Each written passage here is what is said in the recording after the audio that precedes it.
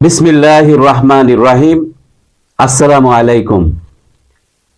প্রিয় দর্শক শ্রোতা ভাই ও বোনেরা, আপনারা যে যেখান থেকে আমার এই ভিডিওটি দেখছেন সবাইকে আমার আন্তরিক শ্রদ্ধা এবং ভালোবাসা রইল।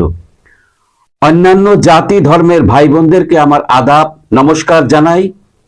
প্রিয় ভাই ও বোনেরা, আজকের ভিডিওতে আমরা আলোচনা করব বাংলাদেশের বর্তমান রাজনৈতিক পরিস্থিতি নিয়ে, যেখানে কথিত সংস্কারের নামে একদল চক্রান্তকারী দেশকে ধ্বংস করার ষড়যন্ত্র করছে। পাশাপাশি ভারত বাংলাদেশের ঐতিহাসিক সম্পর্ক এবং যুক্তরাষ্ট্রের নবনির্বাচিত প্রেসিডেন্ট ডোনাল্ড ট্রাম্পের সাম্প্রতিক প্রতিক্রিয়া সম্পর্কেও বিশ্লেষণ করব। ইউনূস বাহিনীর সমালোচনা, সংস্কারের নামে নৈরাজ্য। ইউনূস বাহিনীর তথাকথিত সংস্কার নীতি জনগণের জন্য ভয়াবহ পরিণত ডেকে এনেছে। তাদের অযোগ্য উপদেষ্টারা 1971 সালের স্বাধীনতা বিরোধী বক্তব্য দিয়ে সাধারণ মানুষকে বিভ্রান্ত করছে, সাধারণ জনগণের মনে অশান্তি সৃষ্টি করছে।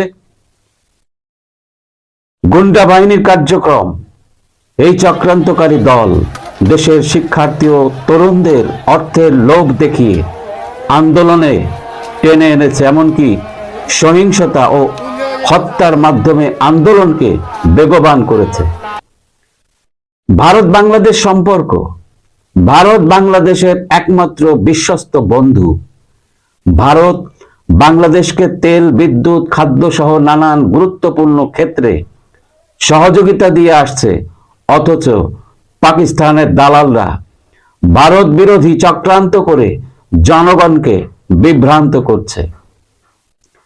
ভারতের প্রতি কৃতজ্ঞতা, আমরা বুঝতে পারি ভারত বাংলাদেশের পরম বন্ধু।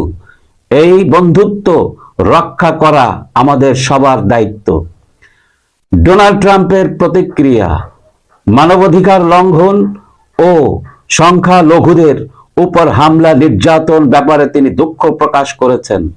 ডোনাল্ড ট্রাম্পের কাছে বাংলাদেশের সংখ্যালঘুদের উপর অত্যাচারের খবর পৌঁছেছে। তিনি এই পরিস্থিতি নিয়ে উদ্বেগ প্রকাশ করেছেন এবং ন্যায় বিচারের আহ্বান জানিয়েছেন। আন্তর্জাতিক প্রতিক্রিয়া, এই পরিস্থিতি বাংলাদেশের ভাবমূর্তিকে বিশ্বে ক্ষতিগ্রস্ত করছে। শেখ হাসিনার সরকার ও ভবিষ্যৎ দিশা, শেখ হাসিনার আশা তিনি আবার ক্ষমতা পাবেন।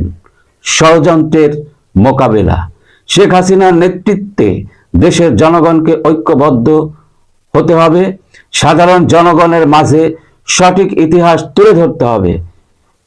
ইতিহাসের জঘন্যতম অপরাধী, স্বাধীনতা বিরোধী অপশক্তি যারা এখনো এই বাংলাদেশটাকে নিয়ে চক্রান্ত করছে, ভারত বাংলাদেশের মধ্যে একটা সংঘাত সৃষ্টি করার পরিকল্পনা করছে, তারাই মূলত আমাদের এই বাংলাদেশের জঘন্যতম অপরাধী। প্রিয় ভাই ও বোনেরা, ভিডিওটি যদি আপনাদের ভালো লেগে থাকে তাহলে অবশ্যই আমার চ্যানেলটিকে সাবস্ক্রাইব করবেন, বেশি বেশি শেয়ার করবেন, লাইক কমেন্টস শেয়ার করে আমার পাশে থাকবেন, এই আশা রেখে বিদায় নিচ্ছি। আসসালামু আলাইকুম।